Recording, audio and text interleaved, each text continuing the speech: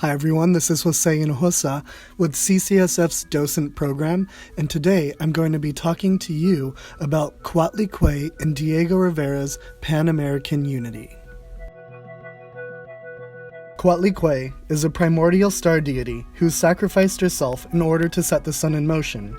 Because of her actions, her body is depicted as being severed at the arms, legs, and neck, and in their place, serpents form most of her body.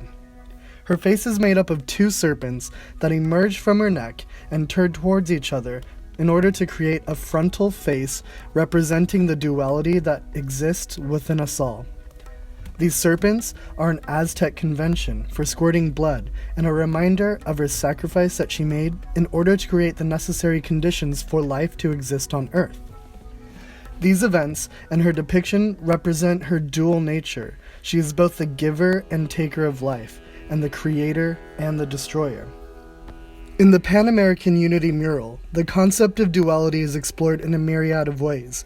There is a depiction of the plastic arts of the South and the representation of the technological boom of the North.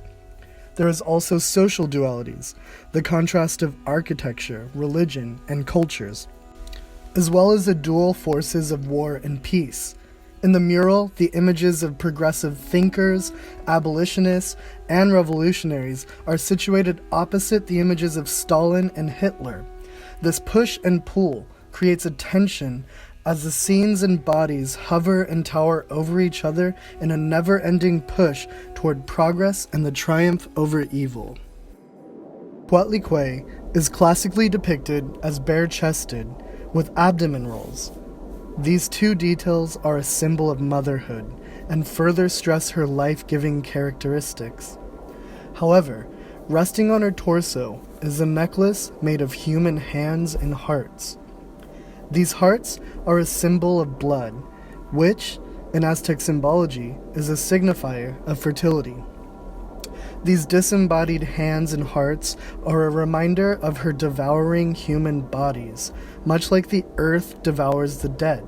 So with these symbols, she becomes synonymous with life, death, fertility, and the earth.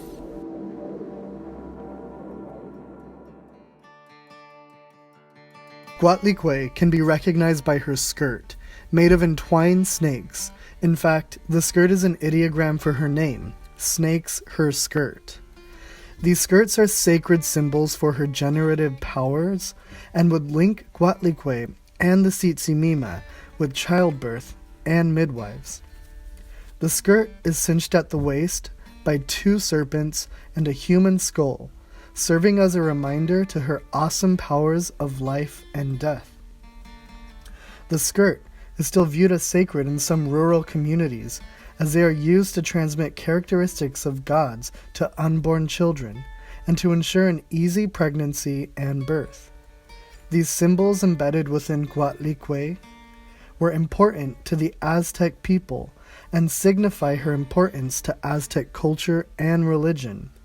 This mighty mother and creator embodies both the unity and duality that defines the Pan-American mural's message. The mural, which was created in 1940 in San Francisco at the Golden Gate International Exposition, is a dizzying display of Rivera's prowess as a master muralist, while showcasing his political beliefs and his goal towards Pan-Americanism. At the heart of the mural stands the goddess Coatlicue, who is a physical embodiment and unification of the dual forces that make up the universe. She is a life-giving mother and the unforgiving taker of souls. Rivera depicts her made of flesh, stone, and machine. Her skin is the color of indigenous people of Mexico, and her palm is encrusted with jade to signify the importance of working the land, as well as addressing the class struggles of Mexican laborers within the United States. Her skirt becomes roots that are firmly planted in the continent as she bridges the gap between the North and the South. Frida Kahlo and Dudley C. Carter stand at the base of this goddess and are the personification of the arts in both countries.